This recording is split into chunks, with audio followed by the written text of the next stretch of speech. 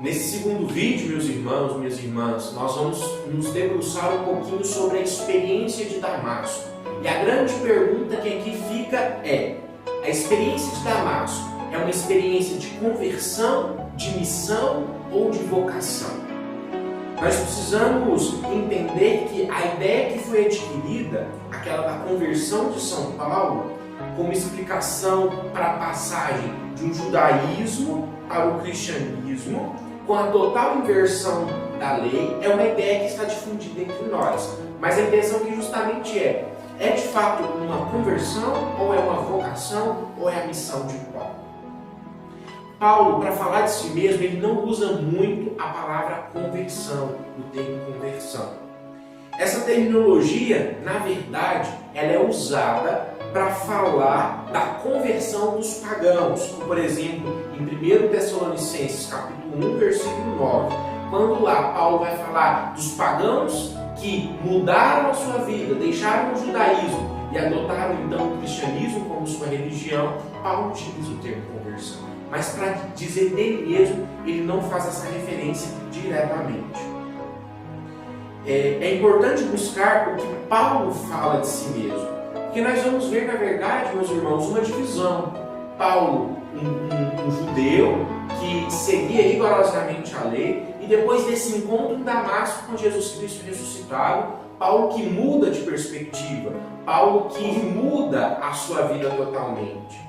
E ele não apresenta essa mudança de uma maneira tão radical, mas ele vai falar de uma certa comunicação entre o Paulo judeu e o Paulo convertido cristão. Como então falar da experiência de Damasco? O apóstolo, então, ele prefere utilizar nos seus escritos a palavra chamar. Jesus que o chama para a missão. Jesus que o chama para ser seu apóstolo, seu missionário e seu evangelizador. A iniciativa é de Deus, que em Jesus Cristo chama o apóstolo, e essa experiência muda radicalmente a sua vida. Paulo, ele tem um diferencial porque ele tem consciência de ter sido chamado para o apostolado.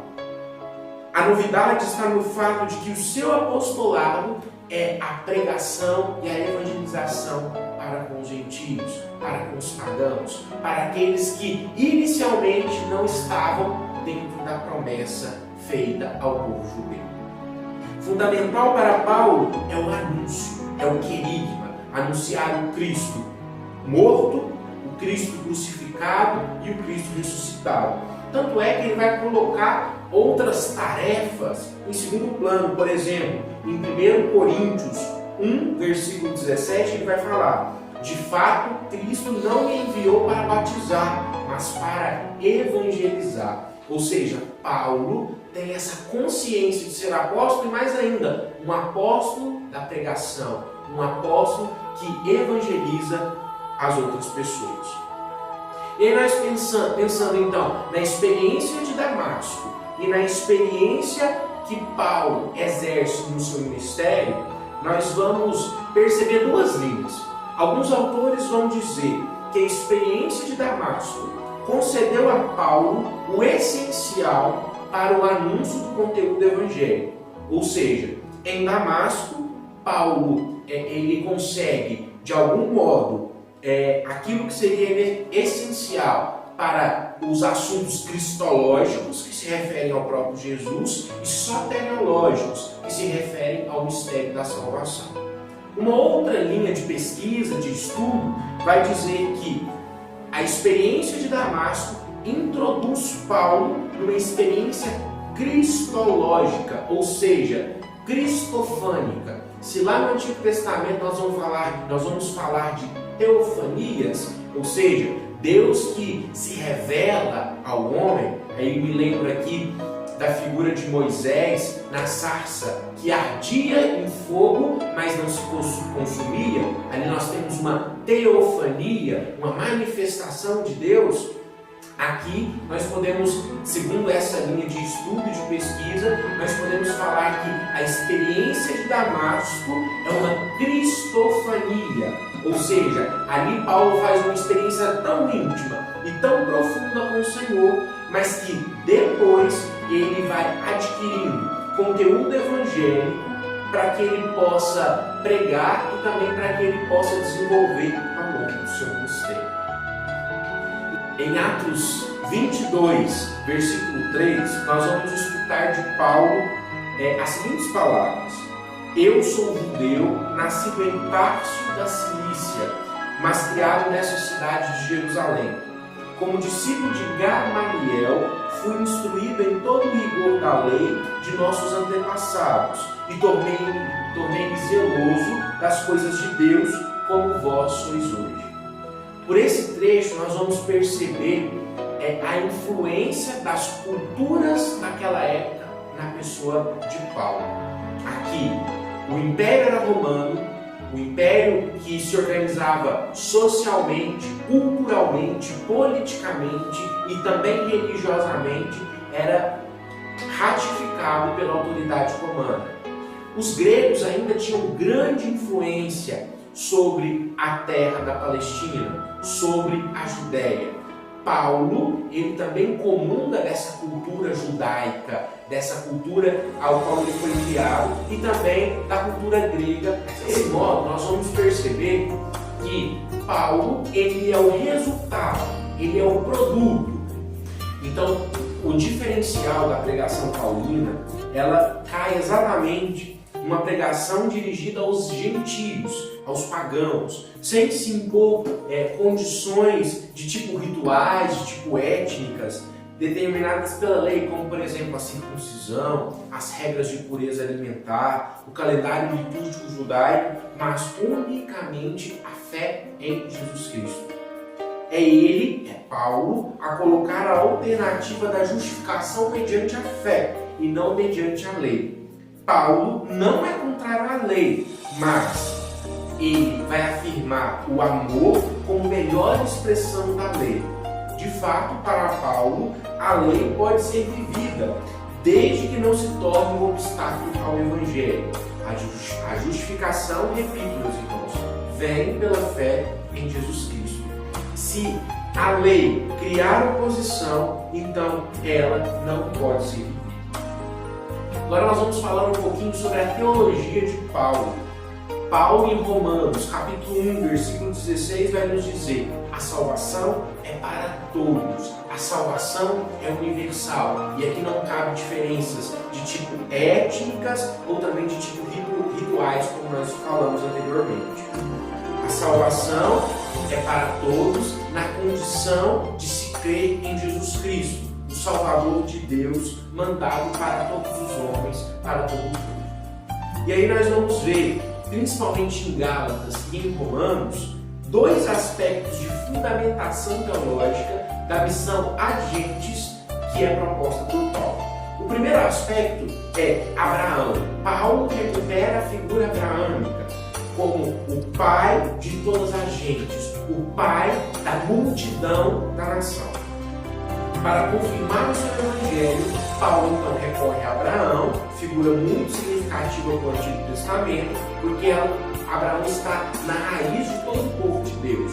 É o primeiro ao qual Deus chama, constitui aliança e estabelece com ele a eleição de um povo querido, amado e filial de Deus. E aí nós vamos perceber que na recuperação da sequência bíblica da promessa abraâmica, quando a figura, o personagem, a própria pessoa, ela aceita a promessa com um ato de fé, ela não precisa estar vinculada essencialmente a uma descendência, ou seja, a uma geração eleita e escolhida. Não precisamos, não necessita-se, essa é a teologia de Paulo, pertencer a uma geração escolhida, a uma geração eleita, para que possa fazer parte da promessa. Mas pelo contrário, a fé de Abraão, que é a nossa fé de hoje, é a mesma fé que nos une a Jesus Cristo. Esse então passa a ser um dos pilares da teologia paulina.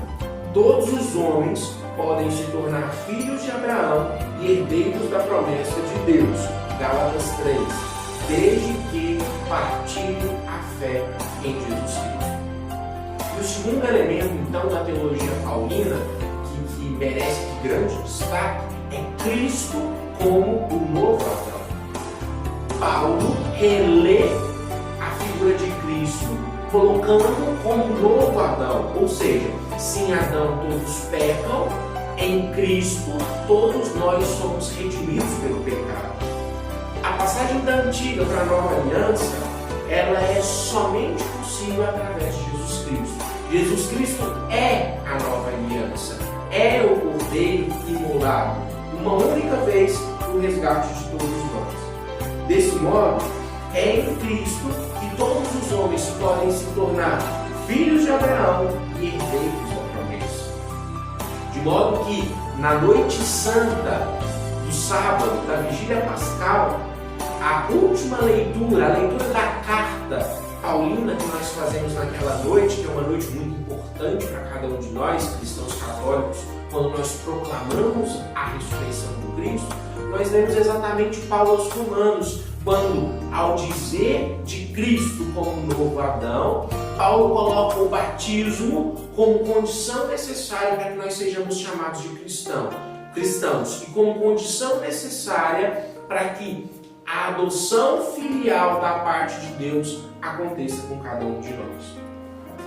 Então, meus irmãos, na conclusão dessa nossa pequena partilha de Paulo e das cartas paulinas, a pergunta que fica é: quem é Jesus Cristo para Paulo? Jesus Cristo, então, é aquele que realiza a superação da desigualdade. Jesus Cristo é aquele que, para Paulo, não vem acentuar a desigualdade, mas ao contrário, ele vem de promover a sua superação. Não se trata de cancelar o diferente, cancelar os demais, mas de viver segundo uma nova vida. O que nos exclui não é aquilo que ficou no passado, mas aquilo que nós temos a concretizar no presente em vistas do futuro. Paulo, no cerne do seu evangelho, aceita o outro. A sua pregação destinada aos pagãos e aos gentios é a suprema demonstração da aceitação do outro, que ele vai ampliando as fronteiras religiosas. A atividade missionária de Paulo consiste então na superação das distâncias. Jesus, e não mais a Torá, constitui o fundamento da nova comunidade dos eleitos de Deus, que inclui Israel. Jesus, meus queridos, é a terra prometida. Se lá no Antigo Testamento Deus prometeu uma terra que corre leite e mel para cada um daqueles israelitas, no hoje da nossa história, no hoje da nossa vida, Deus nos promete também uma terra. Mas essa terra, na verdade, é uma pessoa. Jesus Cristo como luz, como caminho, como direção para os nossos passos e para a nossa existência. Espero que nós tenhamos aprendido um pouco mais sobre Paulo, que nós consigamos, a partir de então, rezar mais, rezar melhor e saber também identificar características presentes na figura paulina e também em cada uma de suas cartas. Louvado seja o nosso Senhor Jesus Cristo, para sempre seja louvado.